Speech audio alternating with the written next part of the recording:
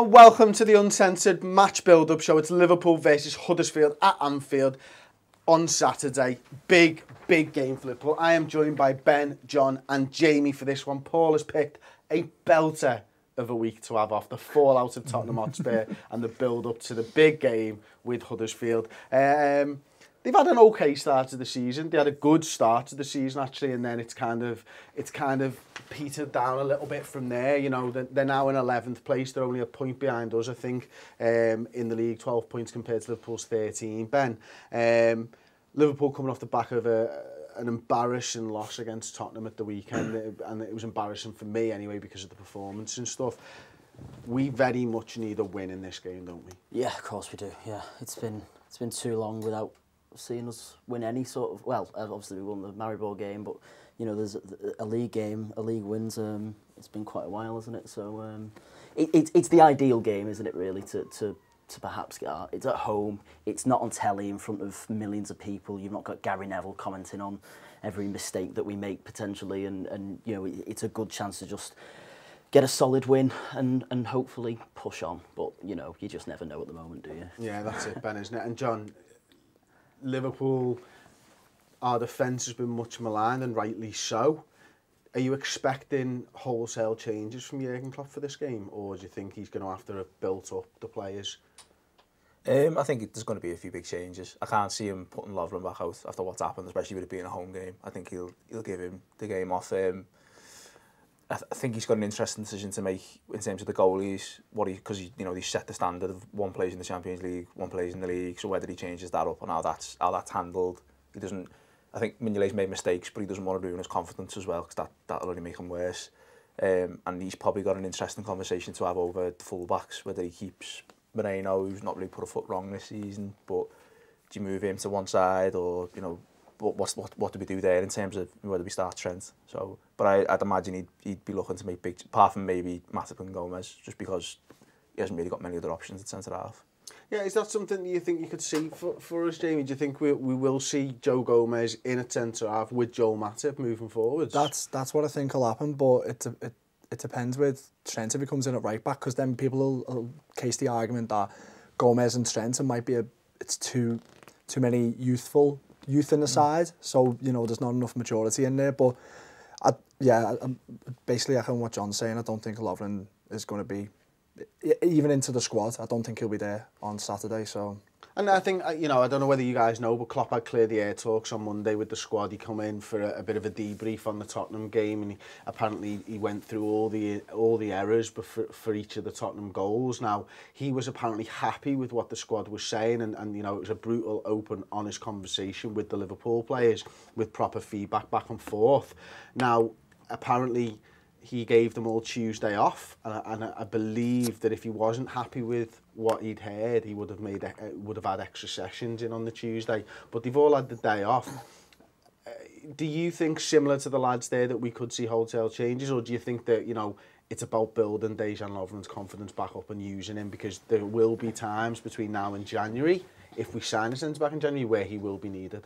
Yeah, I think he will change it for this game, mainly because, like Jon said before, we're at home, and any sort of mistake is just going to get abuse, from the crowd. Whether we like it or not, that's how a football crowd can be. And if Lovren makes another direct error that leads to a goal, then he's really going to be under the cosh. And I think, even though like Jamie says, there are. Really, our best option is to put Gomez at centre back and put Trent at right back. I don't really rate Klavan either, so that would be my preferred way of doing things, really. So yeah. And no mad shouts for a change of formation. Anybody? Oh, I don't think he's bold enough. Nah, I wouldn't say formation. You don't think Klopp's bold enough? I don't think it's the right time to start messing about with things. I think you've got to stick to what you know in this sort of context. I don't think going forward we're going to play 4 at the back, so I don't think going forward that there is too much of an issue. It's just at the back, really, and I don't think it warrants a change of formation. I think there's a conversation to be had about the midfield, about whether and some of it depends on fitness. It depends whether Ronaldo's back in the team or anything like. But I think there's a conversation there that maybe if he looks to put, Chan to me looks as if he's carrying a knock or something. Something's a bit amiss there. Whether it's this thing about the Juventus interest in that, but whether he changes it and goes a bit more defensive and puts two lads in there as opposed to just Henderson by himself, because I think there were times where Henderson looked a bit overrun against Spurs, and that's because of how they set up. But maybe go 4-2-3-1 and see if you can get Solanke or Sturridge up front, or something like that. What you think can drop like a Firmino into the 10 into or the 10, something yeah. like that? But I think the thing is, I don't think he can make any mad changes because he's obviously got to somehow get Mane back. I mean, Mane had walked back into the team, but he's got to try and keep the thing that we've got the wingers. It seems daft to throw that out while we've got that going on. But I don't know. I just think maybe if he's going to make changes at the back, do you have someone else in front of them, kind of thing, to give them a bit more protection? I don't know. But I don't think there's enough time to change the formation, because I think that the perfect time to change formation during the season would be during an international break. Once like half your squad's gone, and then like you got your non-internationals like Matip and all the other youthful players and stuff like that. That's when you change your formation. You try and integrate it into the side when you've got a week or two to work with it, not 5 days between games. I don't think it's the perfect time. Unless, I agree with it, but unless Klopp's been working on it, maybe half a session a week or something like that. Maybe, yeah. Like we know that Conte changed to the 3 at the back with great success last season. The rumours were that he had been working on that in training since he went in, sorry. So I can understand if that was the case, but I can't imagine that we will have had time to be doing training sessions on stuff that is not our plan A at the moment, because we've been playing 2 games a week every single week. It seems like there just doesn't seem to be time to be planning these extra training sessions or anything around change of formation. So let us know what you think in the comments section. Actually, do you think Liverpool will have a change of formation? What would you do with regards to the defenders? Let us know in there. Let us know your back fours and your goalkeepers and stuff. I'm going to come on and ask the lads now for their preferred 11s. These aren't predictions of what Klopp will do, just to state these are what the lads and me think I would do or they would do if they were in Klopp's shoes going into this game. So if you want to put your boards up now, and I'll ask Jamie to go through yours first, please, mate. Ward to start in goal, because I think Mignolet's made enough errors now. Going through the back 4, I'd risk it with Alexander-Arnold and Gomez at the back with Matip. And Moreno hasn't put a foot wrong this season so far, so I don't see why Robertson should come in just yet. The 3 midfield, where we got Coutinho, Gini and Hendo, I think will be strong enough to come against the Huddersfield side. And then you got Oxlade, Chamberlain, Firmino and Salah. I think the Ox, he looked like a good player coming on against United, and he did all right when he came on against Spurs. The individual mistakes you'll see, like the odd cross goes over, but I think that you just got to build his confidence with that. Plus he's a young player, so yeah, I think he comes into the side. Okay, and yourself, John? Largely the same. I think change back 4. I think Ward deserves a chance. I still don't trust Karius. I think he's been alright in spells, but under pressure, and there can't really be too many more mistakes, I think, from our back line. I've gone with Robertson over Moreno, just because I think if you're trying to get through a game like this, and I think what we need is to get through and build a bit of confidence. As good as he's been, you don't really want someone who's just legging it up the pitch half the time. You know what I mean? You want someone who'll be alright tucking in and just doing the basics. And I've put Chamberlain in midfield just because I think that he's done enough in cameos, and he suggests that he probably deserves a start. And like I said before, we don't know whether Ronaldo's fit or who'd start in midfield type of thing. And the same front 3 that we had. Okay, who's that playing in the centre there? Well, Henderson, No, in the centre of the forwards. Firmino. Are you sure that says Firmino? Firmino. I don't know, probably overspelled. What about yourself, mate? You've got. Is there a reason there's that a the attack is so far away from the midfield? Is that no, these guys are defending and just you 3 going to attack? I need everybody stand on the back in my halfway line. side. Yeah, no, sorry. There's just It's got a back 7. Yeah, no, I've gone with. Just hold the ball still for us. The guys have got a chance. I've gone with Ward because I feel I agree with most of the shouts so far. I think Mignolet. I've tried to defend Mignolet for as long as I can, and then at the weekend, at least 2 of his goals, I think he should. Two of the Spurs goals, he could have done better. I just think, and like I say, I don't rate Karius at all. So I think Ward. Why not? Just he deserves a go. He did all right. Did he play the cup game against Leicester? I think that's the only game he's played so far this season. He did okay there. I know we lost, but he did all right. So he came out and caught a corner in like the first 5 minutes, and I was like, sold. Yeah. I want him in my side. We need 2 new goalies. What's the worst? Was it in that game that he made that boss save where he tipped it onto the bar, but they scored straight away? Or was that the Atletico game? Yeah. Yeah, in the Audi Cup. But yeah, anyway, I've gone with the same back 4 as John, purely because exactly the same reason. I think we just need somebody who's a bit more defensive minded, I think, in this game, because it's potentially a banana peel, and I don't want anybody. I don't want a defender overcommitting going forward to be the reason that we perhaps concede a goal and perhaps concede this game. In the middle, I've gone with Jordan Henderson, Coutinho, and Gini Wijnaldum. I was tempted to be a bit more bold and perhaps mention Grujic, who had a very good game on Monday night for the under-23s against Man United. But I don't know. I just sort of thought, if Wijnaldum's fit and Coutinho does a great job in this role, then you know that's a pretty solid midfield three. And then I think Ox is definitely due a start, and the other two I don't see. Yeah. Salah had a good game against Spurs. Bobby had a good game. Interesting that there's no shouts for Daniel Sturridge across the board, though, isn't it? I think it is a type of game he'd come into as well. Yeah, I wouldn't be surprised if he started, but I don't think it'll happen. Like, we've only been doing these preferred 11s since the start of the season, but I would hazard the guess that since we started Redmen in 2009 and started properly in 2010, if you'd have asked the people on the Uncensored Match Build-Up show what goalkeeper we want, there would never have been a case where we'd picked the third choice goalkeeper. Yeah. That's a good point. Which is absolutely mental. 4 of us have all picked the third choice goalkeeper as our preferred starting option, and a guy who's only played once this season for us in a loss. I mean, that just tells you about how bad Liverpool's been at the moment. I've changed the defence up slightly, and I've gone with a little bit of an outside shot of James Milner at right back. Now, I've partnered him with Gomez, Matip and Moreno. Moreno, I could do either, to be honest, Robertson or Moreno. I want to see that Matip and Gomez partnership develop, and I'm a little bit unsure about whether Trent can be the right back if that's the case, because of, as you mentioned at the very top of the show, so much youth in your back four. So I think the defences miss James Milner this season in his leadership qualities more than anything else, because I think Moreno started really well this season. He's played really well, but Milner's an organiser, and he doesn't mind from fullback last season turning around and going, get back or get in line or do this.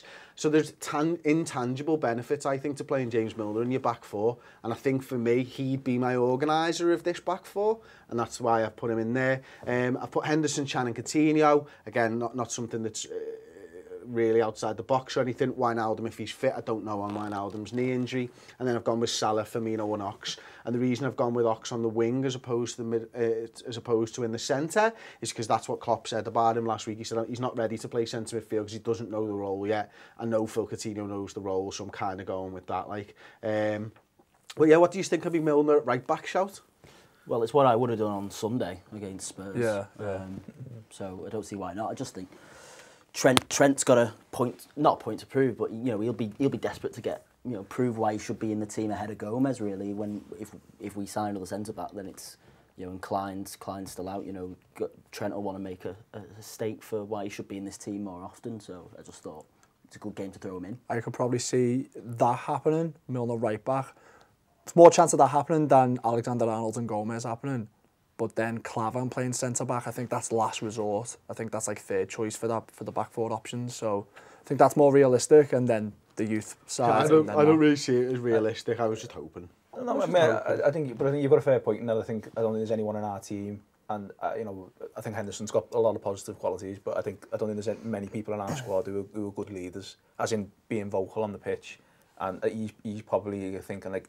You can say what you want about Maribor. I think he's shown already this season he's the guy who's best for that. You know what I mean? He actually will organise the team a bit, and maybe I don't know how Klopp wants to set them up defensively in terms of what he tells them about getting forward and stuff. But maybe we need someone in the back who can just say, look, we're our own little unit. That's the way it's always been classically, that the defence is its own little mini team, and having someone like him there, I think, makes sense to do that. Okay, and we spent a lot of time talking about the defence, and Jamie, I'll come to you first on this. It's Anfield. We're playing a team that's probably, Klopp knows the manager very well. They were best man at each other's weddings and all that type of stuff, much talked about. This guy will know how to set up a side that can nullify Jurgen Klopp's threats, I suppose. Do you think we're going to do anything different in an attacking sense, or is it a case of just go out there and score some goals, please? The problem with this Liverpool side is that we're capable of whacking this team 5-0, but then we're also capable of losing this like 2-1 or something like that. I think we should be strong enough. We'll go out there, the first 20 minutes, if we get an early goal, it might calm the nerves down. And I think, hopefully, we'll go out and win the game, but you never know. Like you said yourselves, it is a potential banana peel in the fixtures of games, but hopefully we come out with the 3 points. You confident of a win, John? I am. I think when you look at their side, you know, he's done wonders with them, really. Wagner, he's took a bunch of lads and got them playing, you know, above the sum of the parts and everything, but at the end of the day, they're all lads who, this is their first time in this league, and, you know, and it's obviously maybe not the youngest, you know, not the best players in the age bracket. I think really it should be a game where our quality in the individual positions shows through. It should be that there shouldn't be anyone in the midfield who's getting the run around off their side type of thing, and up front we should be using Salah's pace to burn them, you know what I mean? And Ben, for you, mate, I think, you know, everybody knows they're coming off the back of a great victory at the weekend. They beat Manchester United 2-1 at their own ground. But before that, they didn't score against Swansea, where they lost 2-0. They didn't score against Tottenham, where they lost 4-0. They didn't score against Burnley, they drew 0-0. They didn't score against Crystal Palace and lost 1-0. And then they drew 1-1 with Leicester going back to the, you know, middle of September and stuff. So this is a side that, although they've had a great result at the weekend, hasn't been able to score goals. Until they meet us. Don't say that. Don't say that. No. Yeah, I know what you're saying, and I think as much as obviously they are struggling for goal, if we go and do our job and be clinical ourselves, I think that'll be the main instruction. Go out and just put away your chances. You know, we're kind of sick of seeing so many chances go awry, and I read a stat the other day. It was something like City have had 2 more shots on goal than us this season, but have scored over double that we have, and that tells you all you need to know. Because if we go out and bury our chances, then we'll start putting teams away like Huddersfield.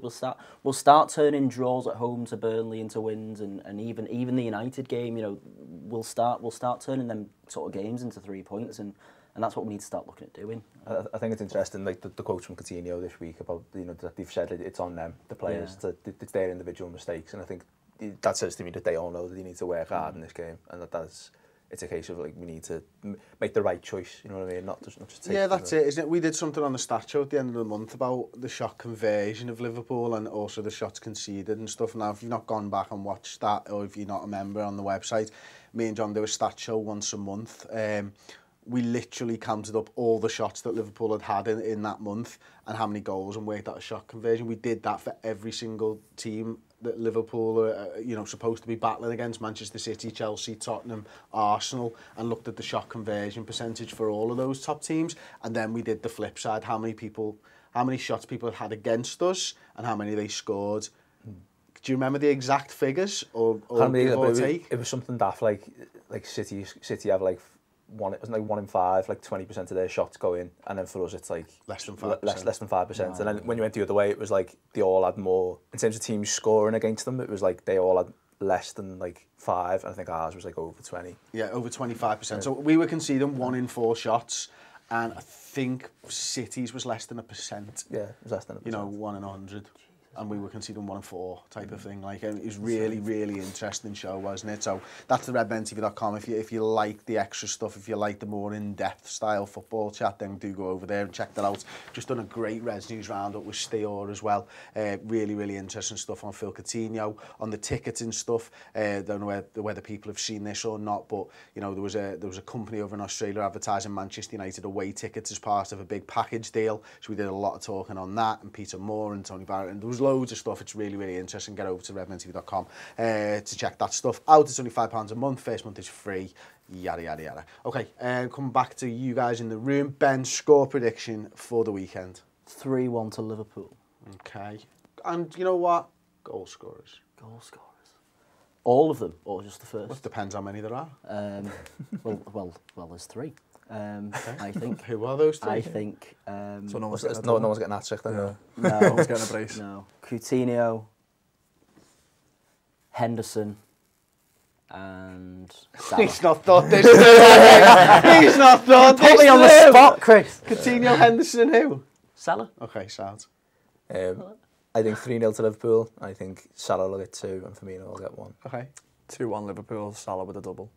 Okay, I like it. I'm going to go 2-0 Liverpool. Salah first goal. Coutinho second goal, I think. So there you go. That's been the Uncensored Match Build-Up Show. Thank you very much, lads, for joining me in the room. Thanks to the lads behind the camera. Thanks to you for watching. If you've enjoyed the video, drop a like on it, subscribe to us on YouTube, and we'll see you next time, where Paul will be back tomorrow with the Starting 11 prediction show.